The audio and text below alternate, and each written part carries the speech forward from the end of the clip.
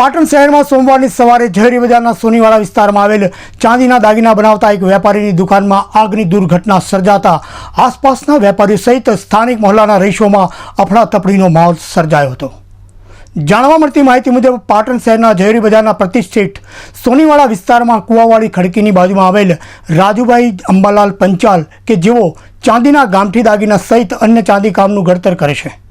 આજે વહેલી સવારે તેઓ દુકાન ખોલી ભગવાનની પૂજા સેવા માટે દીવાબત્તીનું ઘી ગરમ કરતા હતા। તે સમયે બાજુમાં પડેલ ગેસનો બાટલો લીકેજ હોવાને કારણે અચાનક આગ ભભૂકી ઉઠી હતી। ત્યારે દુકાન માલિક સમય સૂચકતા વાપરી બહાર નીકળી ગયા હતા।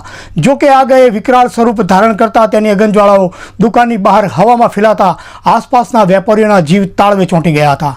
આગની આ દુર્ઘટનાને પગલે બજારના વેપારીઓ સહિત આસપાસના મહોલ્લાના સ્થાનિક રહીશોએ પ્રાથમિકતાના ધોરણે આગને કાબૂમાં લેવાના પ્રયાસો હાથ ધર્યા હતા અને ડોલ વડે પાણીનો મારો ચલાવી આગ પર કાબૂ મેળવ્યો હતો।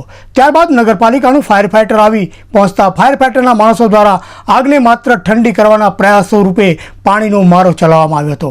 આ દુર્ઘટનામાં દુકાન માલિકે અંદાજે રૂપિયા 4 લાખનું નુકસાન થયું હોવાનું જણાવ્યું છે। નોંધનીય છે કે આશરે 20 વર્ષના સમયગાળા બાદ ફરી એકવાર આજ દુકાનમાં આગની દુર્ઘટના બની હોવાનું જાણવા મળી રહ્યું છે। ઓકે, આજે સવારે કેવી રીતે ઘટના બની?